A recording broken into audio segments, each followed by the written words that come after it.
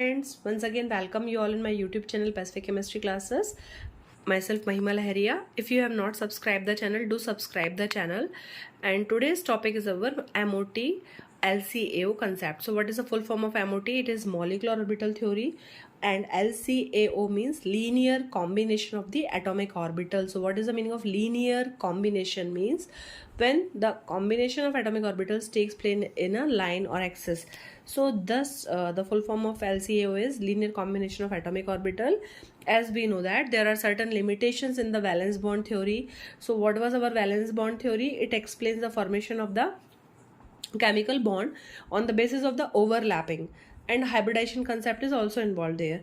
But what are the limitations? Like our valence bond theory does not consider the coordinate bond, and they do not explain any, does not give any explanation for the ions. जैसे हमारा H2+ है या हमारा अगर O2- है तो वो कैसे फॉर्मेशन होगा, तो वो सब एक्सप्लेन नहीं किया था वैलेंस बॉन्ड थ्योरी में.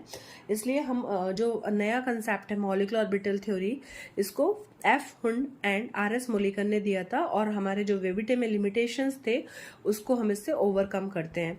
तो इस थ्योरी को समझने पहले थोड़ा सा हम देख लेते हैं. आपने पहले भी पढ़ा होगा 11th-12th क्लासेस में मॉलिक्यूलर ऑर्बिटल थ्योरी. आप always what you are taking, हम 2 एटॉमिक ऑर्बिटल्स लेते हैं, एंड जब 2 एटॉमिक ऑर्बिटल्स कंबाइन होते हैं तो 2 मॉलिक्यूलर ऑर्बिटल्स का फॉर्मेशन होता है. और जो 2 मॉलिक्यूलर ऑर्बिटल्स का फॉर्मेशन होता है, एक होता है हमारा बॉन्डिंग मॉलिक्यूलर होता है और दूसरा होता है हमारा एंटी बॉन्डिंग मॉलिक्यूलर ऑर्बिटल. और यहाँ पर हमेशा एक एनर्जी बार आप ड्रॉ करते हैं. तो मेन पर्पस क्या है, हम जब लोअर क्लासेस में होते हैं तो हम केवल सिंपल समझते हैं ना. Now when we are using this symbol, this is known as psi. और ये साई क्या होता है हमारा, this is our wave function, and this wave function talks about the orbital. Okay, so अगर हम थोड़ा सा इसको क्वांटम मैकेनिक्स के सेंस में समझेंगे तो हमको क्या बताना है कि जब जैसे मान लीजिए कोई भी हमारा एक एग्जाम्पल है, एक हाइड्रोजन एटम होता है, और हाइड्रोजन का कॉन्फ़िगरेशन क्या होता है, atomic number is 1, so configuration is 1s1. तो ये जो ऑर्बिटल है इसका जो भी इलेक्ट्रॉन डेंसिटी है तो हमने किससे रिप्रेजेंट कर दिया, साई से. Suppose this is our hydrogen A, so हमने क्या रिप्रेजेंट कर दिया इसको, साई ए से. साई क्या है, ये हमारा वेव फंक्शन होता है, और इसका स्क्वायर क्या करते थे हम, it is the square is the probability of finding the electron, Sai square is the probability. तो आपको ये समझना है कि जो नए कंसेप्ट बुक में रहते हैं, Sai is the wave function and it tells us about the electron density in an orbital. Similarly एक हो गया, अगर हमारा Hb है, दूसरा हाइड्रोजन है, उसका जो हमारा ऑर्बिटल है that is represented by psi B. तो अब हमको LCAO बोल रहे हैं, linear combination of atomic orbital को समझने के लिए हमको ये साई ए और इस साई बी को कंबाइन करना है. तो वही है, अगर साई ए और साई बी कंबाइन होते हैं लीनियर वे में तो वहाँ पे 2 पॉसिबिलिटीज़ होती हैं. एक पॉसिबिलिटी होगी एडिशन की और एक पॉसिबिलिटी होगी सब्सट्रैक्शन की. तो जब हमारा साई ए और साई बी कंबाइन होते हैं, एडिशन ओवरलैपिंग होती है, तो बॉन्डिंग मॉलिक्यूलर ऑर्बिटल बनता है, और बॉन्डिंग मॉलिक्यूलर ऑर्बिटल हमारा सिग्मा से रिप्रेजेंट कर देते हैं. तो ये हो जाएगा आपका सिग्मा 1s. जब हमारा साई ए ऑर्बिटल और साई बी ऑर्बिटल में ओवरलैपिंग नहीं हो पाएगी तो हमारा एंटी बॉन्डिंग ऑर्बिटल होता है, उसको हमने क्या बोल दिया, सब्सट्रैक्शन ओवरलैपिंग. तो जब सब्सट्रैक्शन हो गया तब हमको कौन सा ऑर्बिटल मिलेगा, हमको एंटी बॉन्डिंग मॉलिक्यूलर ऑर्बिटल. तो ये डायग्राम बहुत ईजी होता है. जो भी हम ऑर्बिटल्स यहाँ लिखते हैं वो होते हैं हमारे atomic orbitals, these are the atomic orbitals. और जो सेंटर में आप जो भी ऑर्बिटल्स लिखेंगे these are our molecular orbitals. और ये जो हमारा लोअर एनर्जी लेवल पर होता है बॉन्डिंग मॉलिक्यूलर ऑर्बिटल, और जो हायर एनर्जी लेवल पर होगा वो हमारा होता है एंटी बॉन्डिंग मॉलिक्यूलर ऑर्बिटल. इसको रिप्रेजेंट कैसे करेंगे हम, जब भी कोई हमारा बॉन्डिंग मॉलिक्यूलर ऑर्बिटल बनेगा तो एडिशन हो रहा है, एंटी बॉन्डिंग बनेगा तो सब्सट्रैक्शन हो रहा है. जब हमको कंप्लीट रिप्रेजेंट करना है कि हमारा मॉलिक्यूलर ऑर्बिटल कैसे बनेगा, तो psi A plus minus psi B will give you the formation of the molecular orbital. अब इसके हम जरा थोड़ा सा अगर postulates हैं that I will give you in the notes. There are so many postulates like as the electrons of an atoms are present in the atomic orbitals, so the electrons of the moleculars are orbitals are present in the molecular orbitals. जिस प्रकार से कि हमारे कोई भी atom के electrons कहाँ पर होते हैं, एटॉमिक ऑर्बिटल्स में। उसी प्रकार जो मॉलिक्यूल है उसके इलेक्ट्रॉन्स कहाँ पर होंगे, हमारे मॉलिक्यूलर ऑर्बिटल में।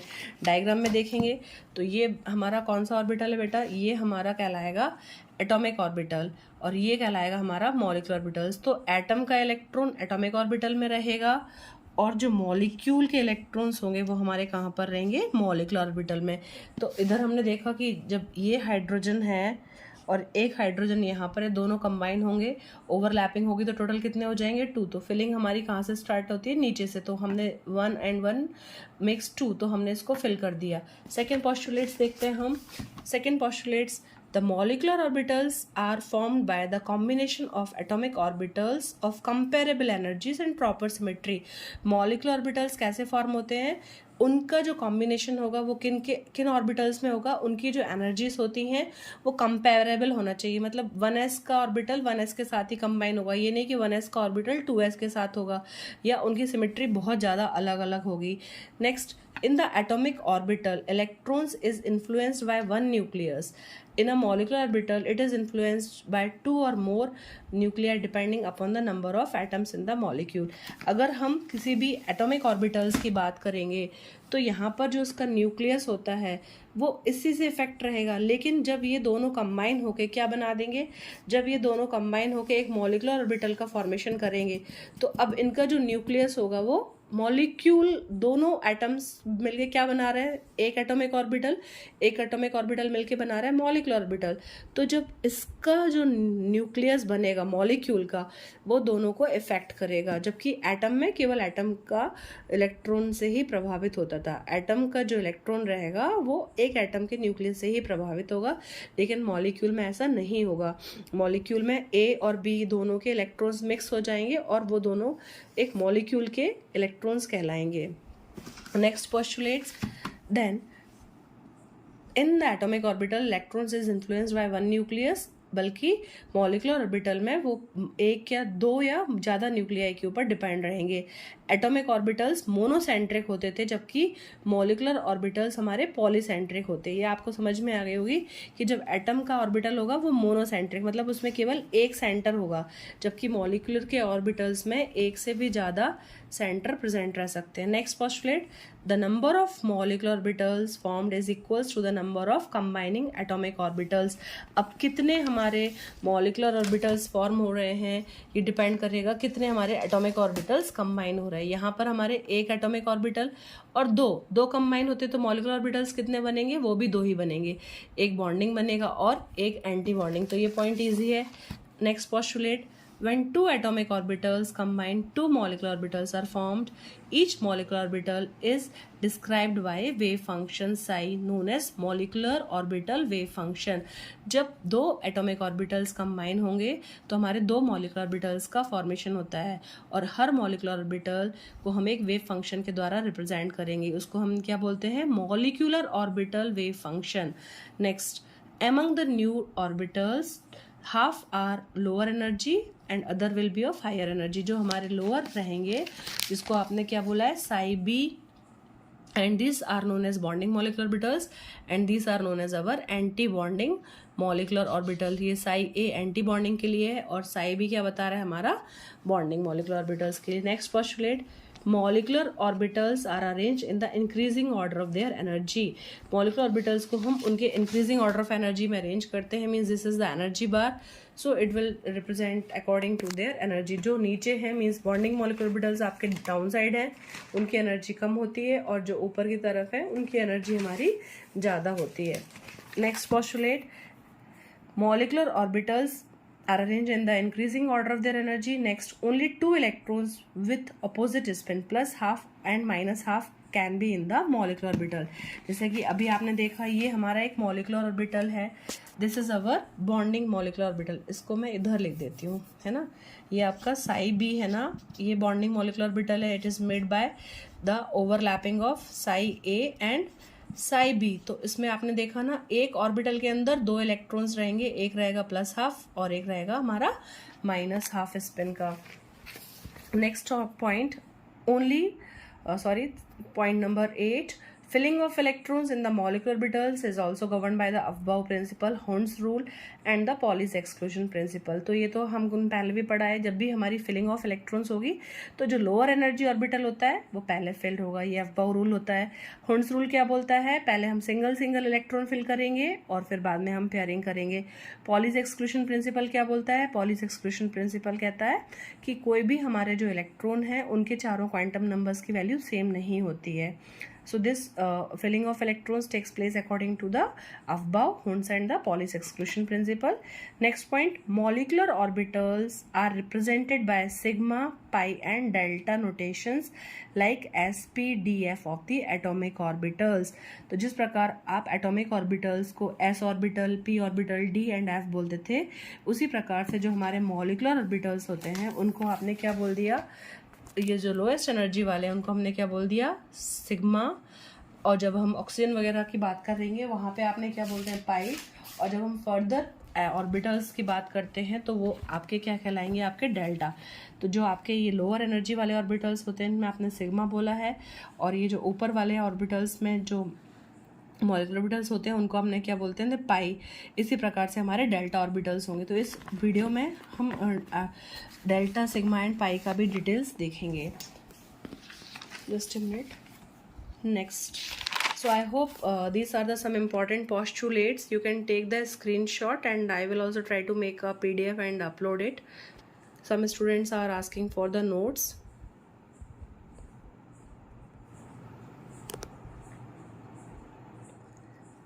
Next, just just we can revise that our LCAO concept.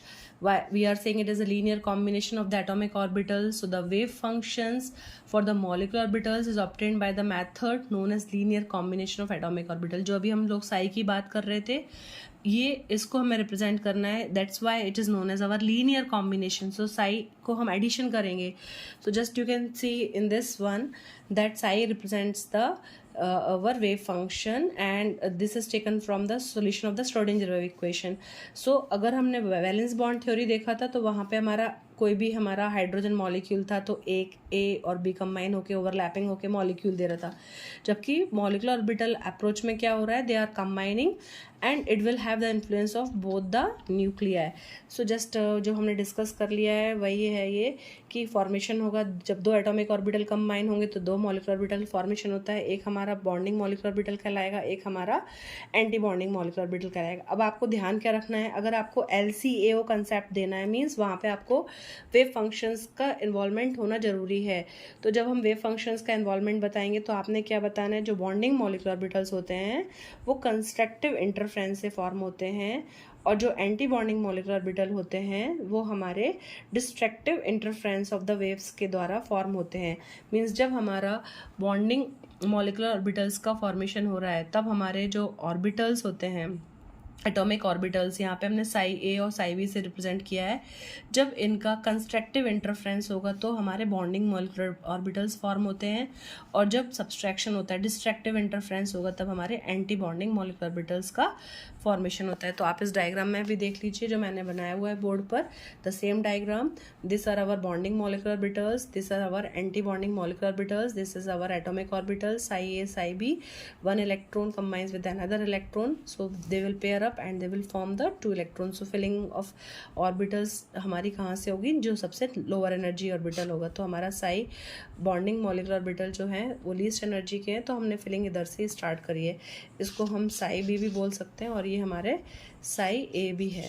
Okay, next, just I have written much detail.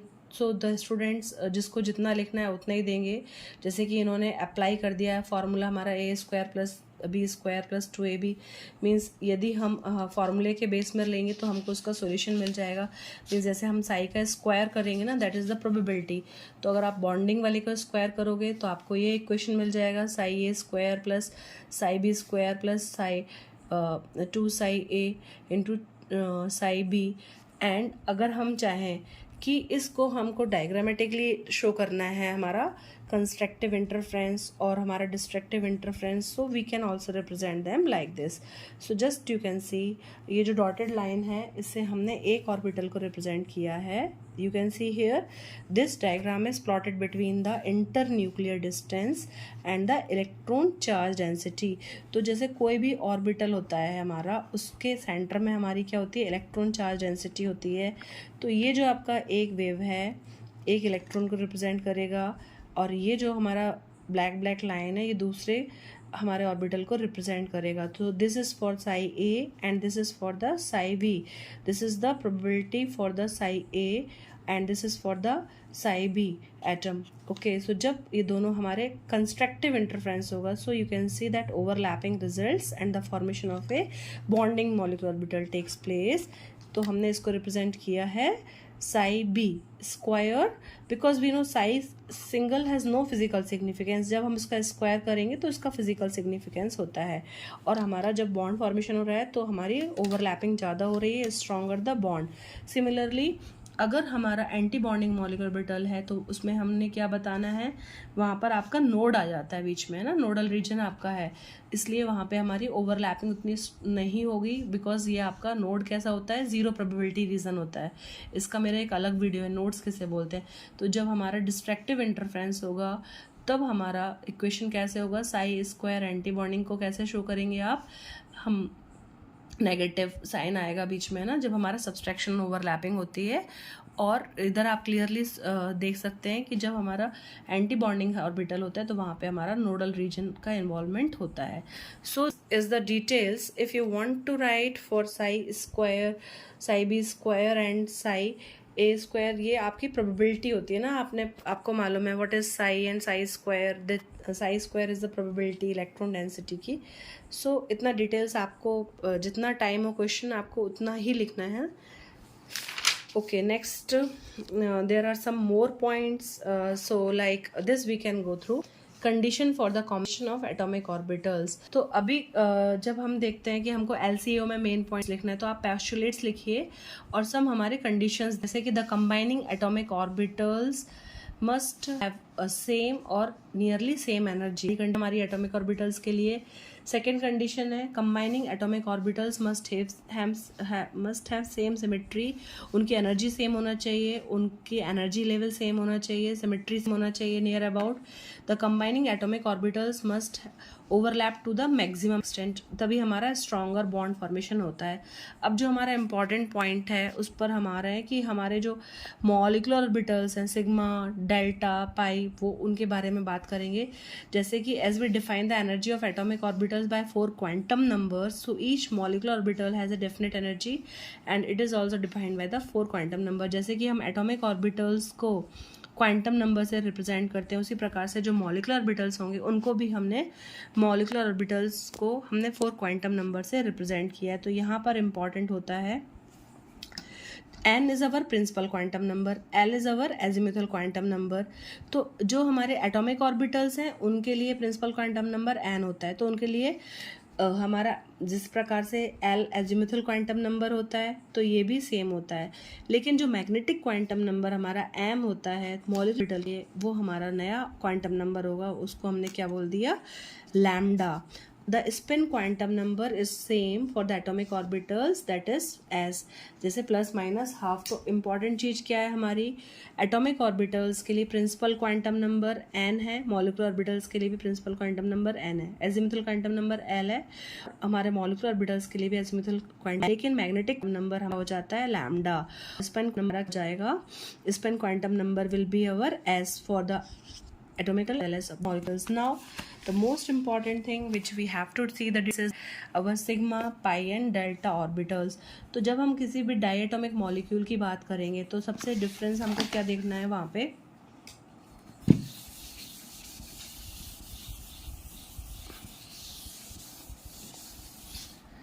जैसे कि आपने बताया कि एटॉमिक ऑर्बिटल्स के लिए n, l, m और s 4 क्वांटम नंबर होते हैं. तो मॉलिक्यूलर ऑर्बिटल्स के लिए जो हमारा n रहेगा वो n ही रहेगा, l रहेगा, लेकिन मैग्नेटिक क्वांटम नंबर हमारा क्या हो जाएगा, नया हो जाएगा लैम्डा, और s ही रहेगा. तो मैग्नेटिक क्वांटम नंबर की हमारी जो वैल्यू रहती थी वो क्या होती थी, m is equals to 2l plus 1, और इस l की वैल्यू को हम नंबर लाइन रिप्रेजेंट करते थे। कैसे करते थे?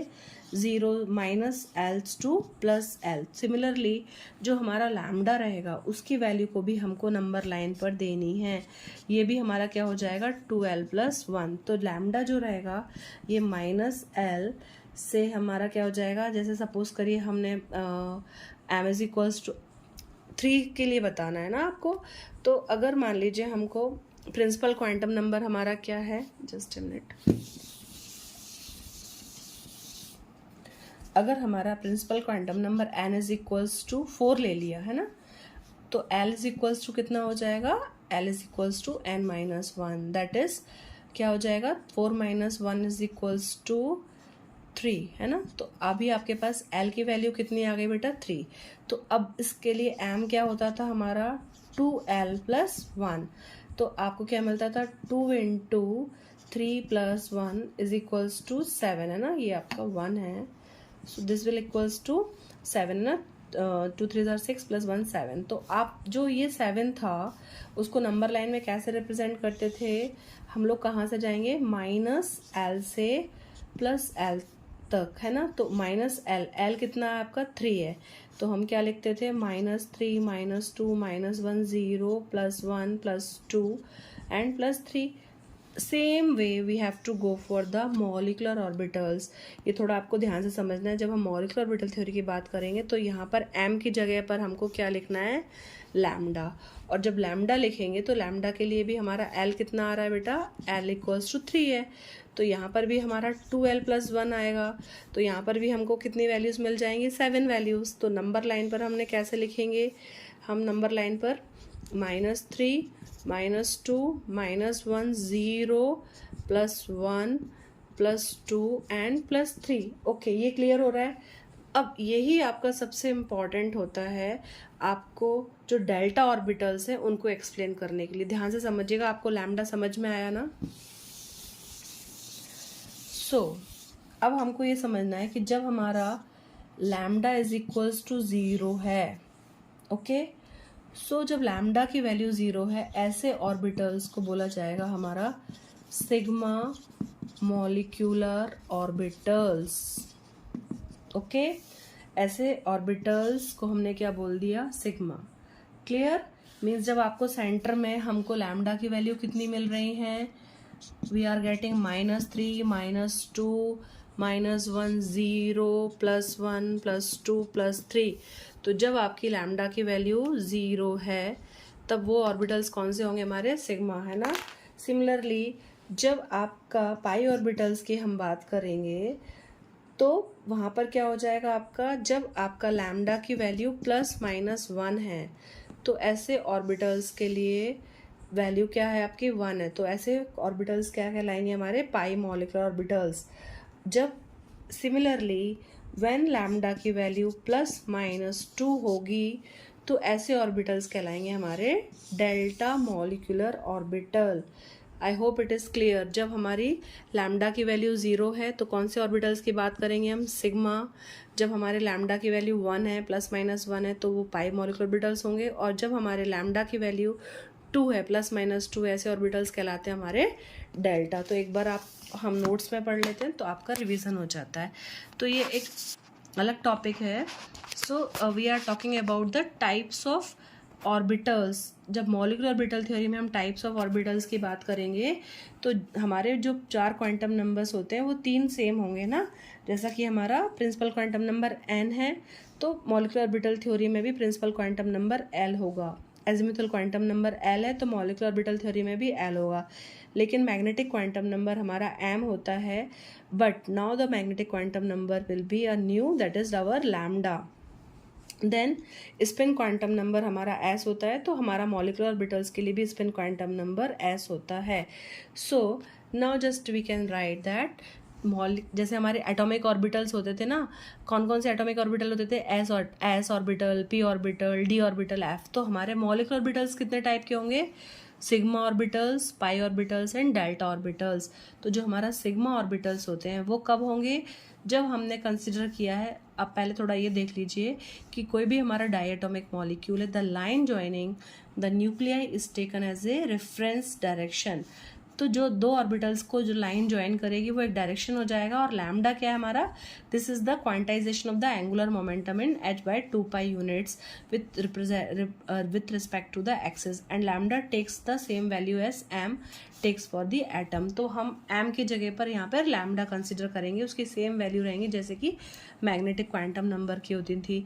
उसी प्रकार से आपने लिया, अगर मान लीजिए हमने कंसिडर कर लिया यहाँ पे l इज इक्वल्स टू 3, और क्या हो जाएगा आपका, जब लैम्डा इज इक्वल, लैम्डा को कैसे रिप्रेजेंट करना है हमको, -l से +l तक। हम l को केवल 3 मान के चल रहे हैं ना, इसलिए आपने क्या लिखा है यहाँ पे -l, -3, -2, -1, 0, +1, +2, +3। Now we can write in simple manner. तो जब हमारा लैम्डा की वैल्यू 0 है, ऐसे ऑर्बिटल्स हमारे सिग्मा मॉलिक्यूलर ऑर्बिटल्स कहलाते हैं, उनको हमने सिग्मा से रिप्रेजेंट कर दिया। वो दो होंगे, सिग्मा हमारा बॉन्डिंग होगा और हमारा एंटी बॉन्डिंग होगा। तो the sigma molecular orbitals are symmetrical around the bond axis. आपको पता है S मतलब हमारा 0, ओके, सो वी नो ना SPDF, so we can relate them also SPDF। So when S is L is equals to 0, it is S, when 1 P and when 2 D। so लगभग वैसे ही कुछ है यहाँ पर भी। तो जब हमारा लैम्डा की वैल्यू 0 है तो हमारे कौन से ऑर्बिटल्स बन रहे हैं, सिग्मा मॉलिक्यूलर ऑर्बिटल्स बन रहे हैं, क्लियर। जब हमारा पाई ऑर्बिटल्स की बात करेंगे तो हमारे लैम्डा की वैल्यू क्या होगी, +-1। जब हम डेल्टा ऑर्बिटल्स की बात करेंगे तो हमारे लैम्डा की वैल्यू क्या है हमारी, +-2। तो अब आपको ये समझना है, जब हमारा lambda is 2, that is they R delta orbitals. Delta orbitals अभी हम डिस्कस करेंगे कैसे होता है फॉर्मेशन। जब हम डी ऑर्बिटल्स की ओवरलैपिंग करवाएंगे वो हमारे डेल्टा ऑर्बिटल्स होते हैं। So when the lambda is +-2, the molecular orbitals are called as the delta molecular orbitals. Now students, just we can see अब मॉलिक्यूलर ऑर्बिटल्स कैसे फॉर्मेशन होता है, उनकी बॉन्डिंग है, तो डायग्रामेटिक रिप्रेजेंटेशन है, तो शॉर्ट में हम इसको समझ लेते हैं। जब हमारा एक ऐसा ऑर्बिटल कंबाइन होगा, एडिशन ओवरलैपिंग होगी, तो क्या बनेगा हमारा सिग्मा बॉन्डिंग मॉलिक्यूलर ऑर्बिटल। जब उनका सब्सट्रैक्शन ओवरलैपिंग होगा तो क्या बनेगा हमारा एंटी बॉन्डिंग मॉलिक्यूलर ऑर्बिटल। आपने देखा एंटी बॉन्डिंग में nodal region is present in the centre. Next, जब हम sp मॉलिक्यूलर ऑर्बिटल फॉर्मेशन की बात करेंगे तो जब एक s ऑर्बिटल दूसरे p ऑर्बिटल के साथ ओवरलैप करेगा, जब एडिशन होगा ना, तब क्या हो रहा है, एडिशन ओवरलैपिंग हो रही है ना, जब ++ साथ में है ना, दोनों ऑर्बिटल्स में +- रीजन्स होते हैं, okay. So when ++ are together, then what formation is taking place, bonding molecular orbital. तो हमारा क्या बन रहा है, ये भी सिग्मा मॉलिक्यूलर ऑर्बिटल फॉर्मेशन हो रहा है। और यहाँ पर आपने देखा जब हमारा प्लस और minus will come in the same axis, then subtraction will takes place, and because of the nodal region क्या फॉर्मेशन होगा हमारा एंटी बॉन्डिंग मॉलिक्यूलर ऑर्बिटल। सो जब ये हमारा ना मॉलिक्यूलर ऑर्बिटल थ्योरी के अकॉर्डिंग ओवरलैपिंग है बेटा।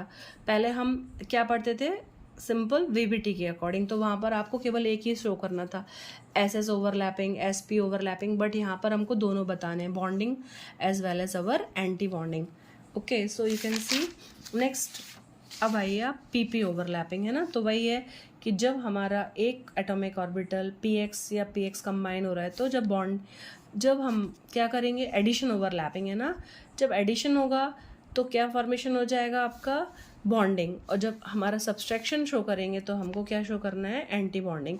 तो एडिशन अगर हमको शो करना है तो हमने क्या करना पड़ेगा, इन्हीं ऑर्बिटल्स को हमको दोनों हमारे ++ we have to make them like this, like, तो ++ will make the bonding molecular orbital, और अगर +- हमारे overlap करेंगे तो they will give rise to the anti bonding molecular orbital formation, okay। so you can see then next is the again sidewise overlapping. तो sidewise overlapping में भी same रहेगा, अगर हमारे nodal they will overlap sidewise, lateral overlapping, तो they will the formation of the pi bond. तो अब आपको थोड़ा सा ध्यान रखना है कि जब सिग्मा बॉन्ड फॉर्मेशन होता है तब हमारा वैल्यू क्या रहेगी, लैम्डा की वैल्यू 0 रहेगी, और जब हमारा पाई ऑर्बिटल्स की तरफ हम जाएंगे तो हमारे लैम्डा की वैल्यू हो जाएगी 1, ओके। सो जब एडिशन ओवरलैपिंग होगी तो हमारा कैसा बॉन्ड फॉर्मेशन होगा, बॉन्डिंग मॉलिक्यूलर ऑर्बिटल फॉर्म होगा। जब हमारी सब्सट्रैक्शन ओवरलैपिंग होगी तो कौन सा ऑर्बिटल्स फॉर्म होगा हमारा, एंटी बॉन्डिंग। एंटी बॉन्डिंग में always there will be a nodal region. Next very important, our delta orbitals की जो हम बात कर रहे थे Okay, so when a P and a D atom can overlap with the when a when a p orbital of one atom will overlap with the d orbital of another atom giving bonding and anti bonding combination. तो जब हमारा एक का p orbital दूसरे के d orbital के साथ overlap करेगा, जैसे कि ये ऑक्सीजन का p ऑर्बिटल और ये सल्फर का d ऑर्बिटल ओवरलैप करेगा, तो क्या बन जाएगा हमारा, अगर ये एडिशन ओवरलैपिंग हो रही है तो हमारा क्या बनेगा, बॉन्डिंग मॉलिक्यूलर ऑर्बिटल, और अगर सब्सट्रैक्शन ओवरलैपिंग होगी तो हमारा क्या बनेगा, एंटी बॉन्डिंग मॉलिक्यूलर ऑर्बिटल. तो ये तो आपके कौन कौन से हो गए, हमारे पीपी हो गया, ये हमारा पीडी हो गया. और आपने देखा होगा मेरा सल्फर डाइऑक्साइड की वीडियो में भी मैंने पीडी ऑर्बिटल्स बताया. पी पाई डी पाई बॉन्ड का फॉर्मेशन ऐसे ही होता है कि जब एक एटम का पी ऑर्बिटल दूसरे एटम के डी ऑर्बिटल के साथ में अगर एडिशन ओवरलैपिंग हो रही है, एडिशन में आपको ध्यान रखना है प्लस प्लस लोब साथ में रहेंगे, और जब हमारा सब्सट्रैक्शन ओवरलैपिंग होगी तो ये node region will be in between them.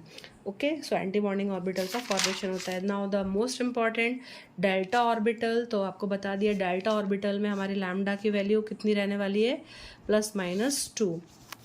It is possible to combine two d orbitals producing bonding and the anti-bonding molecular orbitals which are called as delta and delta star. तो जैसे आपने एक हम simple diagram बनाते हैं ना ये वाला, जिसमें आप बताते हो कि एक हमारा बन जाएगा बॉन्डिंग मॉलिक्यूलर ऑर्बिटल, दूसरा हमारा एंटी बॉन्डिंग, तो ये sigma star.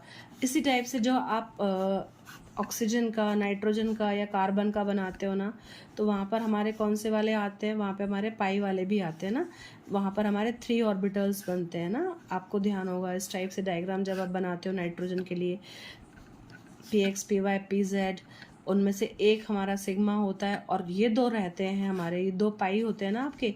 Suppose 2p x pi 2p y, this is our sigma 2p z, so this is our pi star. तो मैं आपको केवल ये बता रही हूँ जैसे ये सिग्मा है, ये हमारे पाई हैं, इसी टाइप से जो हायर मॉलिक्यूल्स रहेंगे वहाँ पे डी ऑर्बिटल्स के लिए भी मॉलिक्यूलर ऑर्बिटल डायग्राम में बनाया जाता है.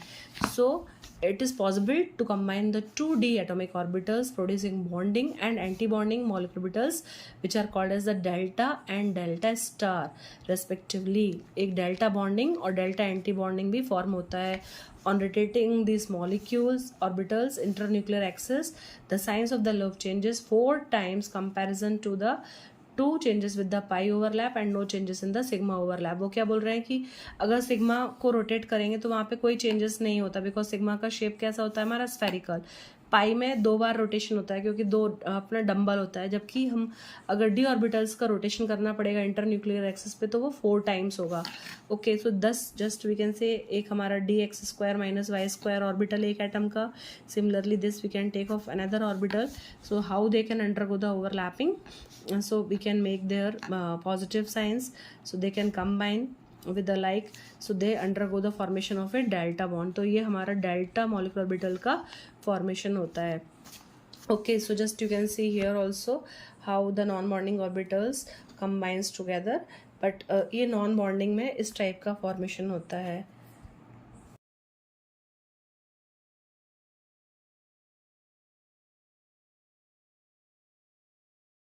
अच्छा आया होगा ये थोड़ा सा, बिकॉज एमएससी लेवल का भी इंक्लूडेड है, इसलिए थोड़ा we are talking about the Sai.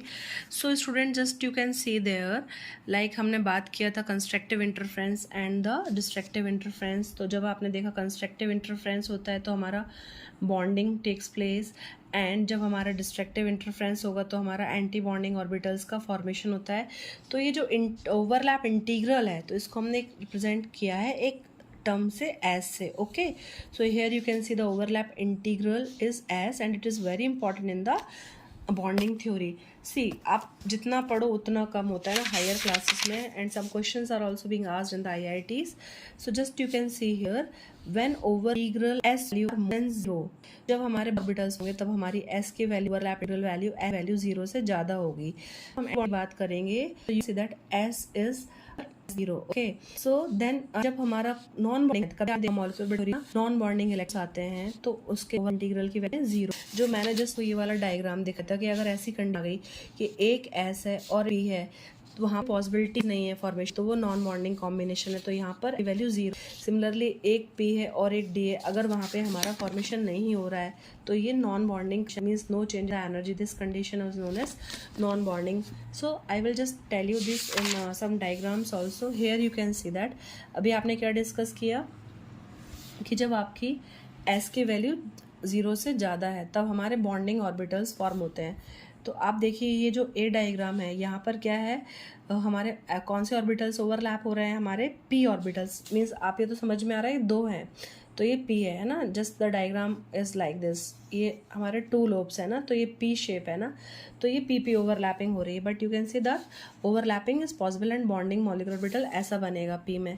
Anti bonding कैसा हो जाएगा, जब ये इस तरह आप ध्यान से देखो तो ये हमारे प्लस प्लस साइंस पास में है और यहाँ पर हमारे प्लस और माइनस है, तो यहाँ पर क्या हो गया, ये एंटी बॉन्डिंग है।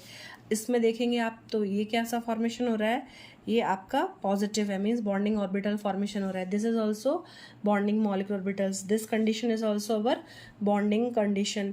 ओके, तो आप अगर A से F तक के डायग्राम देखते हो, means A B C D E and F, so all these gives rise to the bonding molecular orbitals. On the other hand, all these diagrams are for the anti-bonding molecular orbitals. Okay, और ये जो हमने नीचे बनाए हुए हैं ना ये डायग्राम्स हमारे, इनके लिए S की वैल्यू कितनी है, 0 है। तो ये हमारे कैसी कंडीशन हो रही है, there is no overlap is possible. So I hope you can take the screenshot of these diagrams and you can also write them in your own handwriting. I hope the video समझ आया होगा आपको। You can take the pics and you can complete the notes. I will make another videos for the molecular orbitals diagram separately, as these notes are lengthy. So I hope you write only that much, how much you can learn for your exams. Thanks for watching. Do subscribe the channel and share with your friends.